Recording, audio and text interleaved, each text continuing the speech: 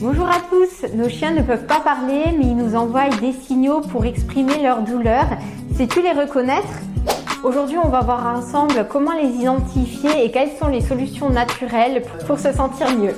On va voir principalement le changement de comportement, donc des gémissements, des léchages, des mordiments, ensuite des pertes d'enthousiasme, c'est-à-dire le chien il va moins vouloir avoir envie de sortir, d'aller se balader ou de faire des balades un petit peu moins longues.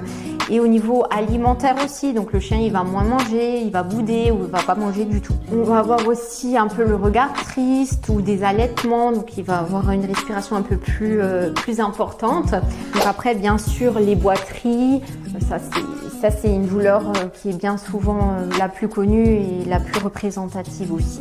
Ouh, c'est bien mon grand, t'es fort. Toi t'as pas mal, ben non, pas mal. Oh loulou d'amour. On a principalement du coup pour les douleurs naturellement le massage canin, la balnéothérapie et les compléments naturels. Donc pour le massage canin, nickel, viens mon grand. Oui, c'est bien mon loup.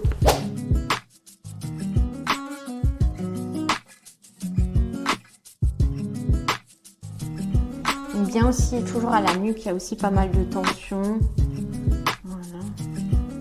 Il y a des douleurs à la patte, donc on part toujours du bas jusqu'au haut et on va faire des petits mouvements.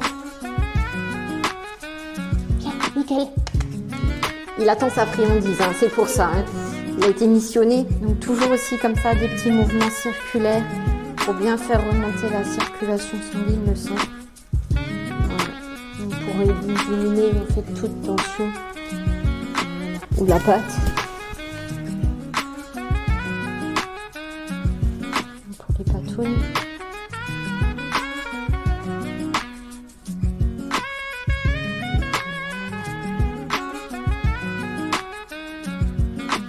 Donc là, si on fait une petite tension, on reste.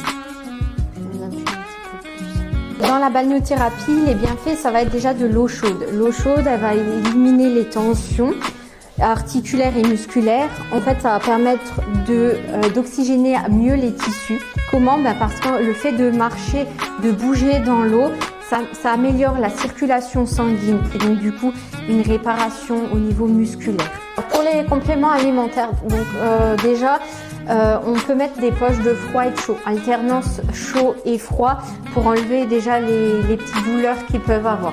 Ensuite, on peut ajouter des huiles de massage avec des huiles essentielles à l'intérieur.